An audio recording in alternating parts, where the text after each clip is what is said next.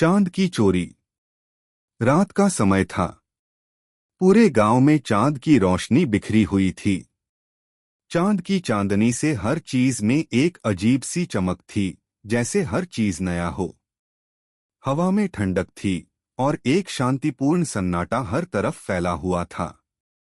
परंतु इस शांत वातावरण में एक अजीब सा खतरा छिपा हुआ था। अगर आप अपनी माँ से प्यार करते हो और उनको हमेशा खुश देखना चाहते हो तो चैनल को सब्सक्राइब करो, लाइक करो, जय माता दी कमेंट करो। बहुत ही जल्द आपको खुशखबरी मिलेगी। प्लीज वीडियो को लास्ट तक जरूर देखें। अब आगे सुने। गांव में एक अजीब सी घटना घटने वाली थी। चांद को चुराने का षड्यंत्र रचा जा चुका था। यह घटना केवल गांव के लिए ही नहीं, पूरे आसमान के लिए एक डरावनी घटना साबित होने वाली थी। यह कहानी उस समय की है जब एक छोटे से गांव में एक बड़ी सी घटना घटी थी। उस गांव का नाम था सोनपुर। यह गांव बहुत ही प्यारा और शांतिपूर्ण था। लोग बहुत ही मिलनसार थे और उनकी जिंदगी का एकमात्र उद्देश्य था खुश रहना और खुश रखना। यहाँ तक कि रात में जब चांद पूरा आकाश छूने के लिए उठता था तो सब लोग उसकी रोशनी में बैठकर अपने अपने कामों में व्यस्त रहते थे। बच्चे चांद के नीचे खेलते थे, महिलाएं चांद को देखतीं और अपने ख्वाबों में खो जातीं, और पुरुष चांद के आसपास बैठकर अपने गांव की सुरक्षा की बातें करते थे। लेकिन गांव में एक ऐसी घटना घटी जिसने चांद को भी अपनी शक्ति के खिलाफ खड़ा कर दिया। और वह घटना थी चांद की चोरी। चांद की चोरी की योजना। गांव में एक युवक था जिसका नाम था रवि। वह एक अत्यंत होशियार और चतुर युवक था, लेकिन उसके मन में हमेशा कुछ अजीब से ख्याल आते रहते थे। रवि हमेशा सोचता था कि क्या होगा अगर वह चांद को ही चुरा ले। क्या ऐसा करना संभव था? वह जानता था कि यह एक कठिन कार्य था, लेकिन साथ ही उसे यह चुनौती भी आकर्षित करती थी। रवि ने अपना मन बना लिया था और वह चांद की चोरी की योजना बनाने में जुट गया। वह जानता था कि चांद तक पहुंचने के लिए कोई साधारण रास्ता नहीं है। चांद तो आकाश में है, फिर उसे चुराने के लिए किसी तंत्र मंत्र, जादू या विज्ञान का सहारा लेना पड़ेगा। वह पुरानी किताबें पढ़ता और उन किताबों में लिखी तंत्र मंत्र की विधियों को समझने की कोशिश करता। उसने पाया कि चांद को अपनी शक्ति से आकर्षित किया जा सकता है, पर इसके लिए उसे कुछ खास तत्वों की आवश्यकता थी। एक दिन जब रवि गांव के बाहर जंगल में घूम रहा था तो उसने वहां एक रहस्यमय वृद्ध व्यक्ति को देखा। वह व्यक्ति लंबी सफेद दाढ़ी वाला था और उसके हाथ में एक पुरानी किताब थी। रवि ने उस व्यक्ति से पूछा, क्या आप मुझे चांद के बारे में कुछ बता सकते हैं?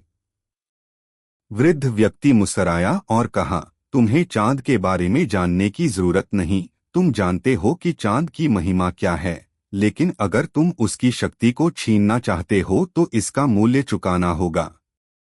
रवि ने चांद को चुराने की अपनी योजना सुनाई और वृद्ध व्यक्ति ने उसकी मदद करने का निर्णय लिया। उसने रवि को चांद को अपनी पकड़ में करने के लिए एक खास तंत्र मंत्र दिया। यह मंत्र पूरी रात के आकाश में शक्ति जमा कर सकता था और जब चांद पूर्ण रूप से उस शक्ति से घिर जाएगा तो वह अपनी जगह से हट सकता था। चांद की चोरी। रवि ने वृद्ध व्यक्ति से मिली तंत्र मंत्र की जानकारी को याद रखा और एक दिन चांद की पूर्णिमा की रात चुन ली। वह रात थी जब चांद सबसे चमकदार और विशाल दिखता था।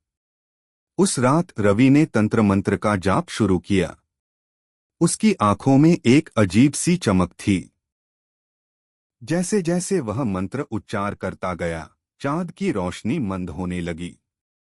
रवि ने मंत्र के हर शब्द को सही से उच्चारित किया और जैसे ही उसने आखिरी शब्द कहा, चांद की रोशनी पूरी तरह से गायब हो गई। चांद एक पल के लिए बिल्कुल गायब हो गया। लेकिन उसी पल एक अजीब सी आवाज सुनाई दी, क्या तुम सच में चांद को चुराना चाहते हो? यह आवाज किसी और की नहीं बल्कि चांद की थी। चांद ने रवि से कहा, तुम सोचते हो कि तुम मेरी रोशनी छीन सकते हो, लेकिन तुम्हारे पास वह ताकत नहीं है। मैं आकाश का राजा हूं और तुम मेरी शक्ति को कभी भी नहीं चुराने का दावा नहीं कर सकते। रवि को यह सुनकर बहुत अचरज हुआ, क्योंकि वह सोचता था कि उसने चांद की रोशनी चुराने में सफलता पा ली है। लेकिन अब चांद ने अपनी वास्तविक शक्ति का प्रदर्शन किया। चांद से मुकाबला। चांद ने रवि को एक चुनौती दी, अगर तुम मुझे चुराने की कोशिश करोगे तो मैं तुम्हारे सामने आकर तुम्हारी परीक्षा लूंगा। रवि ने तय किया कि वह हार नहीं मानेगा। उसने अपनी पूरी शक्ति और तंत्र मंत्र का इस्तेमाल किया, लेकिन चांद ने अपनी रोशनी से उसे हर बार हरा दिया। रवि महसूस करने लगा कि उसने चांद की चोरी का जो सपना देखा था वह बहुत ही गलत था। तभी रवि ने महसूस किया कि चांद को चुराने के बजाय उसे समझने की जरूरत है। चांद केवल एक रोशनी नहीं, बल्कि एक शक्ति है जो इस पूरी पृथ्वी को प्रभावित करती है। चांद की माफी। रवि ने चांद से कहा, मैंने जो किया वह गलत था। मैं सिर्फ तुम्हारी शक्ति का आभास करना चाहता था, लेकिन अब मुझे समझ में आ गया कि तुम्हें नुकसान पहुंचाना ठीक नहीं है। चांद ने उसे माफ कर दिया और कहा, तुमने यह सीख लिया और यही सबसे महत्वपूर्ण है। हर चीज का अपना स्थान होता है। हमें उसकी महिमा को समझना चाहिए, न कि उसे चुराने का प्रयास करना चाहिए। इसके बाद रवि ने चांद से अपनी गलती मानी और उसने उसे कभी नुकसान पहुंचाने का विचार नहीं किया। वह अपनी पुरानी आदतों से बाहर निकला और गांव वालों को यह समझाया कि हमें चांद को सहेज कर रखना चाहिए, क्योंकि वह हमारी जिंदगी में महत्वपूर्ण भूमिका निभाता है। अंत। चांद की चोरी का सपना जो रवि ने देखा था, आखिरकार एक जीवन की सच्चाई में बदल गया। अब वह हर रात चांद को सम्मान देता था और गांव वाले भी उस सीख से प्रभावित हुए।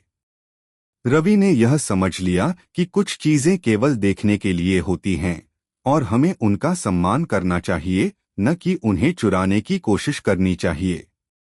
कैसी लगी आपको कहानी? प्लीज कमेंट करो, लाइक करो, सब्सक्राइब करो। धन्यवाद।